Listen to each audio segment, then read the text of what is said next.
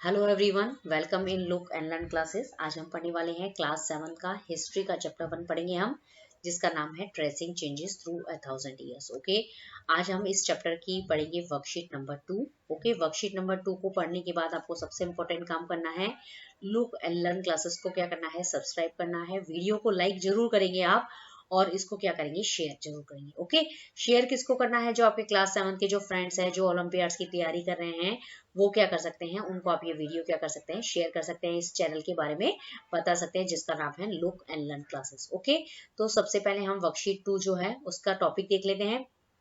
अब जो वर्कशीट 2 है उसके अंदर जो हमारा टॉपिक रहेगा, आपकी बुक का जो टॉपिक रहेगा वो है new and all terminology. Okay, मतलब कुछ वर्ड जैसे मतलब ऑल टर्मिनोलॉजी का मतलब हो गया कि पुराने टाइम के अंदर किसी वर्ड का मीनिंग कुछ होता होता था, लेकिन न्यू टर्मिनोलॉजी का मतलब आज उस वर्ड का मतलब जो है वो अलग है। ठीक है ना।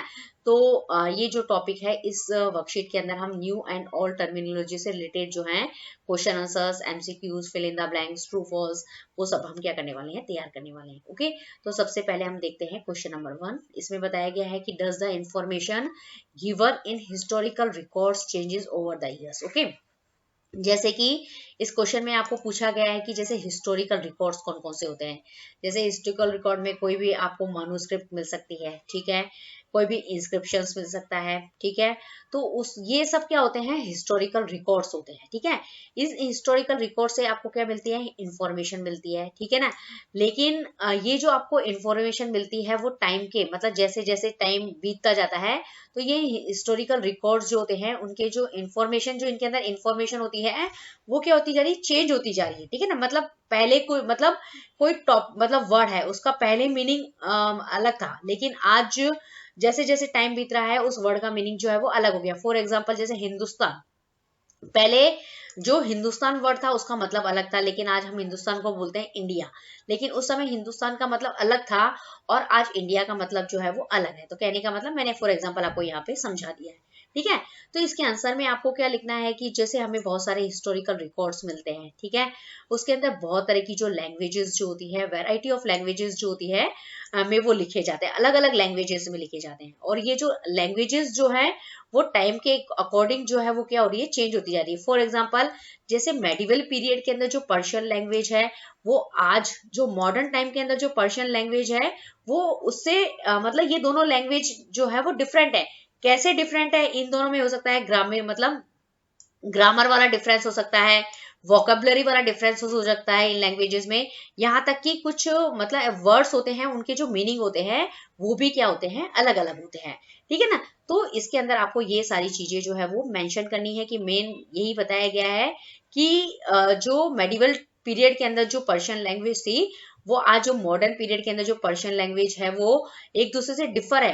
डिफर किन किन बेसिस पे, ग्रामेटिकल मतलब ग्रामर के बेस पे, मतलब उसके अंदर डिफरेंसेस है, वोकेबलरी के बेसिस के पर डिफरेंस है, यहाँ तक कि जो मीनिंग के वर्ड्स होते हैं उनके अंदर भी क्या है, डिफरेंसेस है। ओके, तो इसके अंदर ये सारा आंसर जो है वो आपको क्या करना है, लिखना है। ओके, अब हमारा क्वेश्चन 2 है, how has the term Hindustan changed over the century. मतलब हिंदुस्तान वर्ड जो है उसका जो मीनिंग है वो कैसे सेंचुरी मतलब बीतती गई और उसका मीनिंग जो है वो कैसे चेंज होता गया, वो आपको इसके अंदर एक्सप्लेन करना है। तो सबसे पहले इसके अंदर आपको बताना है कि जैसे 13 सेंचुरी है उसके अंदर मिन्हाज ई सिराज थे, उन्होंने सबसे पहले हिंदुस्तान वर्ड जो है उस टर्म का क्या किया था, यूज किया था। ओके, अब उसने हिंदुस्तान टर्म को तो यूज कर लिया, लेकिन उसका मीनिंग जो है वो उस समय क्या होता था कि जो पंजाब है, ठीक है, पंजाब है, हरियाणा है, और जो गंगा और यमुना जो रिवर होती थी उनके जो बीच का जो एरिया होता था उसका वर्ड मतलब उसका मतलब जो होता था उस समय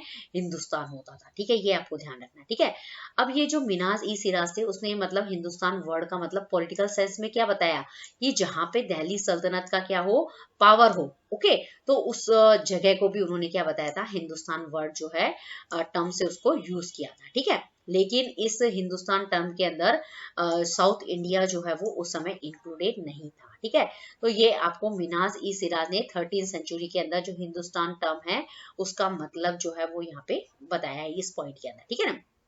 अब जो दूसरा पॉइंट है उसके अंदर जो 16th सेंचुरी है, मतलब 16वीं शताब्दी के अंदर बाबर ने भी हिंदुस्तान टर्म जो है उसको वर्ड को यूज किया था, लेकिन उसने हिंदुस्तान टर्म को मतलब यूज किया था, लेकिन उसका मीनिंग उस समय अलग था।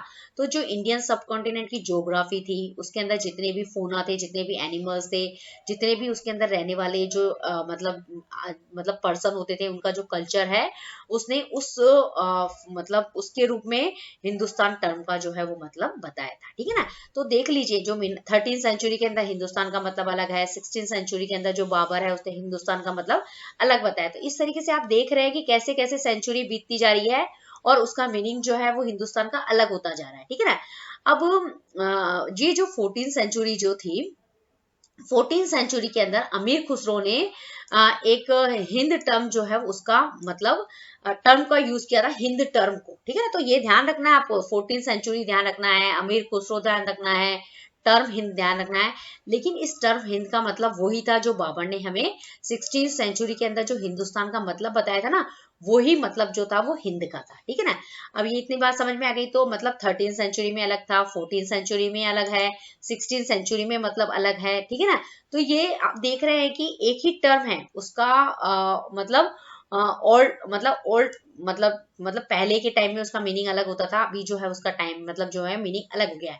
लेकिन आज जो है हम हिंदुस्तान को क्या बोलते हैं, इंडिया कहते हैं, ये बताता है। ठीक है ना, तो इसके अंदर बहुत ही इंपॉर्टेंट चीज है कि जो हिंदुस्तान वर्ड जो यूज किया जाता था ना, उसके अंदर कोई भी पॉलिटिकल और नेशनल मतलब मीनिंग नहीं था उसका।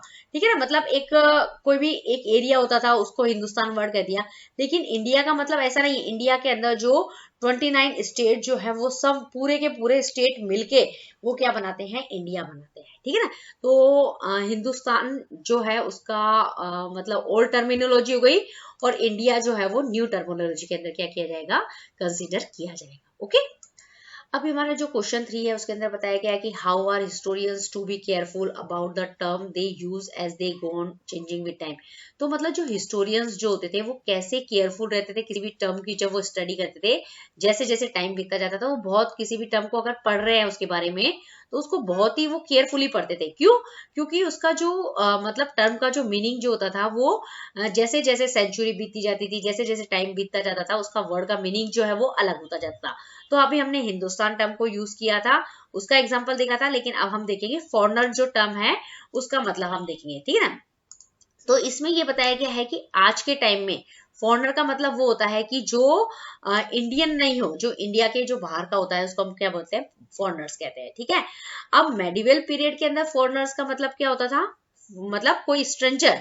ठीक है ना, जिसको जो आपकी क्या हो, सोसाइटी का नहीं हो, आपके कल्चर का नहीं हो, तो उसको क्या बोला जाता था, फॉरनर्स कहा जाता था। मेडिवल पीरियड के अंदर फॉरनर्स का मतलब जो है वो अलग होता था। ठीक है, अब जो हिंदी लैंग्वेज है उसके अंदर जो मतलब फॉरनर्स जो होते थे उसको परदेसी बोला जाता था।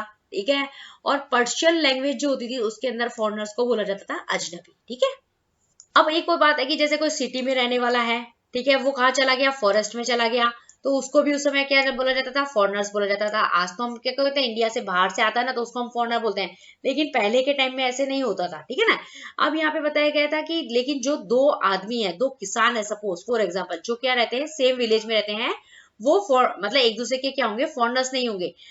चाहे वो मतलब अलग रिलीजियंस के हों, अलग रिलीजियंस का मतलब कोई एक किसान अगर हिंदू है, एक किसान मुस्लिम है, ठीक है ना, और अलग अलग कास्ट के हो, एक ब्राह्मण हो, एक शूद्र हो, तो वो अलग अलग कास्ट के हो, अलग अलग रिलीजियंस के हो, तो वो मतलब क्या होंगे, फॉरनर्स नहीं कहलाएंगे। ठीक है ना, तो पहले के मतलब यहाँ पे आपको समझ में आएगी जो फॉरनर्स मतलब जो थे, तो आज के टाइम में फॉरनर्स का मतलब अलग है। आज जो हम फॉरनर टर्म यूज करते हैं वो उसका सेंस अलग है, लेकिन पहले के टाइम में जो फॉरनर्स वर्ड जो है वो यूज किया जाता था, जैसे मेडिवल पीरियड में उसका मतलब अलग होगा, हिंदी भाषा में अलग होगा, पर्शियन लैंग्वेज में अलग होगा। कोई गांव सिटी से कोई आदमी फॉरेस्ट में आ जाता है उसको भी फॉरनर्स कह देते हैं।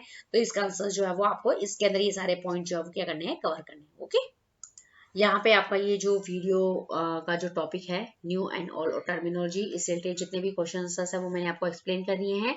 तो आपको एक एक लाइन जो है उसकी बहुत इंपॉर्टेंट है, ठीक है। इसमें से आपको fill in the blanks, MCQs, true false सब बनेंगे यहाँ पे, और एक फुल क्वेश्चंस भी बन सकता है। तो आपको ये वीडियो जो है जरूर पसंद आएगा। तो क्या करना है, आपको लुक एंड लर्न क्लासेस को सब्सक्राइब करना है, वीडियो को लाइक भी करना है और शेयर करना है। Thank you very much.